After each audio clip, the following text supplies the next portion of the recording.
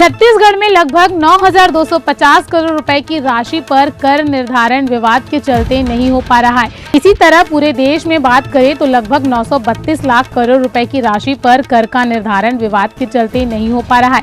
आयकर दाताओं और आयकर के बीच विवाद को समाप्त करने के लिए विवाद स्कीम को लाया गया है। इसकी अंतिम तारीख 31 दिसंबर 2020 है।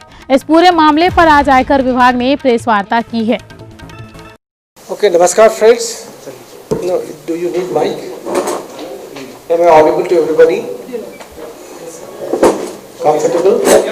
Okay. Good afternoon friends. पहले तो आपको ये बता दूं कि हम लोग क्यों एकत्रित हुए हैं। ये तो सर आप सबको पता है। ओके। ये तो आप सबको पता है कि विवाद से विश्वास स्कीम जो है भारत सरकार वित्त मंत्रालय की बहुत अच्छी स्कीम है जो चल रही है और जिसकी अंतिम तिथि 31 मार्च 2020 है। तो इस विवाद से विश्वास स्कीम की जानकारी आप लोगों के कितने लोगों के पास है? नहीं है? ओके। बेसिक पर्पस यही है कि आपके माध्यम से जो हमारे जनमानस हैं, जन लोग हैं, आयकरदाता हैं, करदाता हैं, उन तक पहुंच पाएँ और उनको परिचित कराएं कि ये विवाद से विश्वास 2020 स्कीम क्या है। फिर मैं अपनी बात कह दूं, फिर आप लोग को जो पूछना हो पूछ सकते हैं। विवाद से विश्वास स्कीम के तहत जो भारत सरकार ने लाया है वो 17 मार्च 2020 को लॉन्च किया गया था। इसके तहत जो भी विवाद आयकर के संबंधित है उसका निवारण किया जा सकता है, जिसका की अपील 17 मार्च 2020 को 31 जनवरी 2020 को पेंडिंग है। ऐसी अपील जो 31 जनवरी 2020 को पेंडिंग है या time period for filing the appeal has not expired on 31 January 2020। Right? Clear? तो वो जो अपील पेंडिंग है उस विवाद को मिटाने के लिए सरकार ये स्कीम लाई है कि उस पर जो विवादित आय है उस पर जो कर आता है, जिस साल का है उस साल का कर भुगतान करें और विवाद से मुक्ति पाएं। इस कर के भुगतान में किसी तरह की कोई ब्याज, that is interest, penalty, prosecution नहीं लगेगी।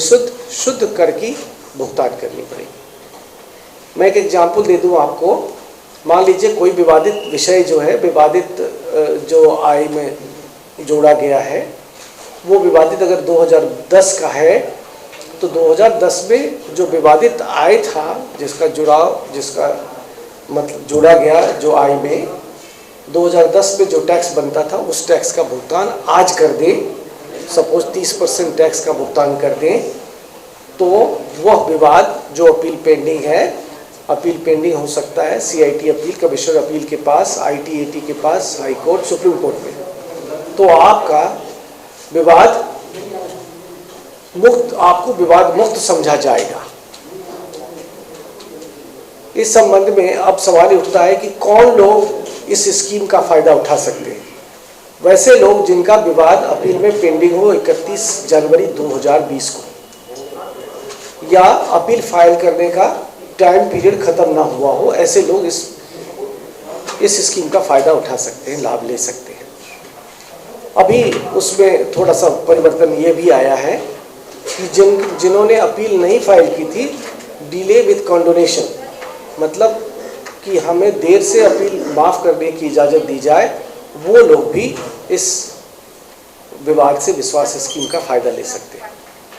तो आप देखिए कि जो 2010 में अगर मान लीजिए 100 रुपये का अगर विवादित आय थी, उस पर 30 रुपया टैक्स देना था, तो 2010 में देना था। आज 2020 में हम ये कह रहे हैं वही 30 रुपये का भुगतान करें और विवाद से मुक्त हो जाए। पे the correct tax and remain relax, this is the philosophy. तो जो हमारे ऐसे छोटे छोटे करदाता हैं जिनको इन विवाद से विश्वास स्कीम की जानकारी नहीं है, मैं आप लोगों के माध्यम से उन लोगों तक पहुँचना चाहता हूँ और उनसे उनकी मदद करना चाहता हूँ। ये कहना चाहता हूं कि इस स्कीम में आइए, विशुद्ध कर का भुगतान करें और विवाद से मुक्त हो जाए। यही एक स्कीम है जो आपके थ्रू में पहुंच रहा है।